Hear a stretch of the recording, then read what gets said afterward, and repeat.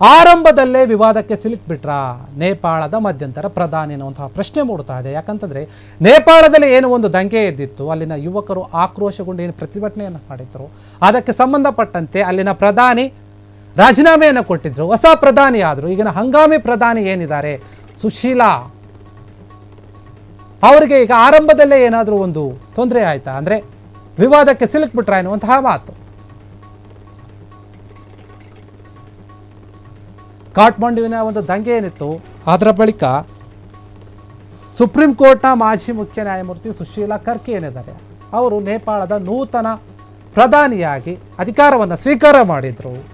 ಸುಶೀಲಾ ಕರ್ಕಿಯವರು ಪ್ರಧಾನಿ ಆಗ್ತಿದ್ದಂತೆ ಅವರ ಪತಿ ಒಂದು ಪ್ರಕರಣ ಏನಿತ್ತು ಅದು ಮುನ್ನೆಲೆಗೆ ಬರ್ತಾ ಇದೆ. ಈಗ ಸುಮಾರು 52 ವರ್ಷಗಳ ಹಿಂದೆ ನೇಪಾಳದ ಮೊದಲ ವಿಮಾನವನ್ನು ಹೈಜಾಕ್ ಮಾಡಲಾಗಿತ್ತು. ಅಂದು ನೇಪಾಳಿ ಕಾಂಗ್ರೆಸ್ನ 3 ಸದಸ್ಯರಿಂದ ವಿಮಾನ ಹೈಜಾಕ್ ಆಗಿತ್ತು.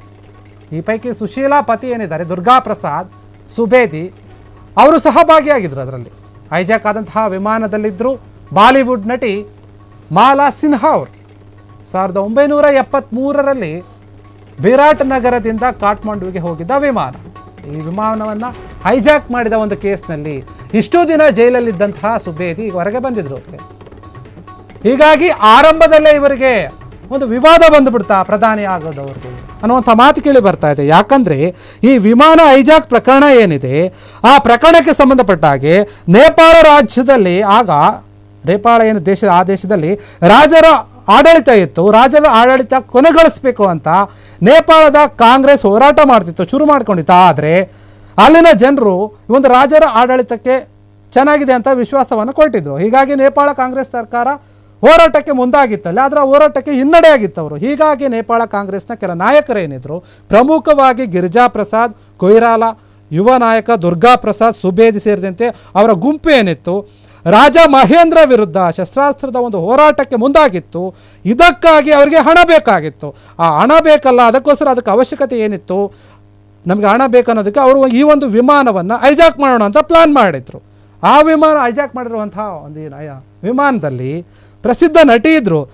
ಅಂದರೆ 60-70ಯಲ್ಲಿ ತುಂಬ ಪಾಪ್ಯುಲರ್ ಆಗಿದ್ದಂತಹ ಒಬ್ಬ ಬಾಲಿವುಡ್ ನಟಿಯವರು ಮಾಲಾ ಸಿನ್ಹಾ ಅವರಿದ್ದರು ಆ ಒಂದು ವಿಮಾನದಲ್ಲಿ. ನೇಪಾಳದ ಏರ್ಲೈನ್ಸ್ಗೆ ಸೇರಿದಂತಹ ವಿಮಾನವನ್ನು ಇವರು ಹೈಜಾಕ್ ಮಾಡಿದರು. ಈ ಒಂದು ಪ್ರಕರಣದಕ್ಕೆ ಸಂಬಂಧಪಟ್ಟ ಅವರು ಜೈಲಲ್ಲಿಯೂ ಕೂಡ ಇದ್ದರು. ಜೈಲಲ್ಲಿದ್ದು ವಾಪಸ್ ಬಂದರು ಇತ್ತೀಚೆಗೆ. ಈಗ ಅವರು ಪ್ರಧಾನಿ ಆದಮೇಲೆ ಈ ಒಂದು ಪ್ರಕರಣ ಮುನ್ನೆಲೆಗೆ ಬರ್ತಾ ಇದೆ. ಇವರು ಏನು ಪ್ರಧಾನಿ ಇದ್ದಾರೆ ಅವರ ಪತಿ ಈ ಥರ ಜೈಲಲ್ಲಿದ್ದವರು, ಆ ರೀತಿಯಾಗಿ ಈ ರೀತಿಯಾಗಿ ಒಂದು ಮಾತುಗಳು ಕೇಳಿ ಬರ್ತಾ ಇದೆ. ಈ ವಿಮಾನ ಹೈಜಾಕ್ ಪ್ರಕರಣ ಏನಿದೆ ಇದು ಈಗ ಸಾಕಷ್ಟು ಹೆಸರು ಮಾಡ್ತಾ ಇದೆ. ಯಾಕಂದರೆ 52 ವರ್ಷಗಳ ಹಿಂದೆ ಆಗಿದ್ದಂತಹ ಒಂದು ಘಟನೆ ಇದು. ಜೂನ್ 10ನೇ ತಾರೀಕು 1973ರಲ್ಲಿ ಇದೇ ಒಂದು ದುರ್ಗಾ ಪ್ರಸಾದ್ ಸುಬೇದಿ ಏನಿದ್ದಾರೆ ಕಾಂಗ್ರೆಸ್ ಪಕ್ಷದ ಯುವ ನಾಯಕರಾಗಿದ್ದರು. ಇವರು ಈ ವೇಳೆ ಪ್ರಬಲ ನಾಯಕರಾಗಿ ಕೂಡ ಗುರುತಿಸ್ಕೊಂಡಿದ್ರು ಈ ವಿಚಾರದಲ್ಲಿ. ಅಂತಹ ವ್ಯಕ್ತಿ ಏನು ಮಾಡಿದ್ರು, ರಾಜರ ಆಡಳಿತ ಏನಿತ್ತು ಅದನ್ನು ಕೊನೆಗೊಳಿಸಬೇಕು ನಾವು ಅಂಥೇಳಿ ಅವರ ವಿರುದ್ಧ ಹೋರಾಡ್ತಾ ಇದ್ರು. ಹೋರಾಟ ಮಾಡೋಕ್ಕೆ ದುಡ್ಡು ಬೇಕಾಗಿತ್ತು, ಹಣದ ಅವಶ್ಯಕತೆ ಇತ್ತು ಅವರಿಗೆ. ಅದಕ್ಕಾಗಿ ನಾವು ವಿಮಾನವನ್ನು ಕಳ್ಳತನ ಮಾಡಿ ಹೈಜಾಕ್ ಮಾಡಿ ಮಾರಾಟ ಮಾಡಿ ನಾವು ದುಡ್ಡು ತಗೊಳ್ಳೋಣ ಅನ್ನೋ ಲೆಕ್ಕಾಚಾರದಲ್ಲಿ ಅವರು ಹೋರಾಟವನ್ನು ಮಾಡಿ ಪ್ಲಾನ್ ಕೂಡ ಮಾಡಿದ್ರಂತೆ ಈ ಒಂದು ವಿಚಾರಕ್ಕೆ ಸಂಬಂಧಪಟ್ಟಂತೆ. ಹೀಗಾಗಿ ಈಗ ಈ ಒಂದು ವಿಚಾರ ಮುನ್ನೆಲೆಗೆ ಬರ್ತಾ ಇದೆ. ಪ್ರಧಾನಿ ಆಗ್ತಾ ಇದ್ದಂತೆ ಇವರಿಗೆ ವಿವಾದವನ್ನು ಸೃಷ್ಟಿಸ್ಕೊಂಡ್ರಾ ಅಂತ ಆಗ್ತಾ ಇದೆ.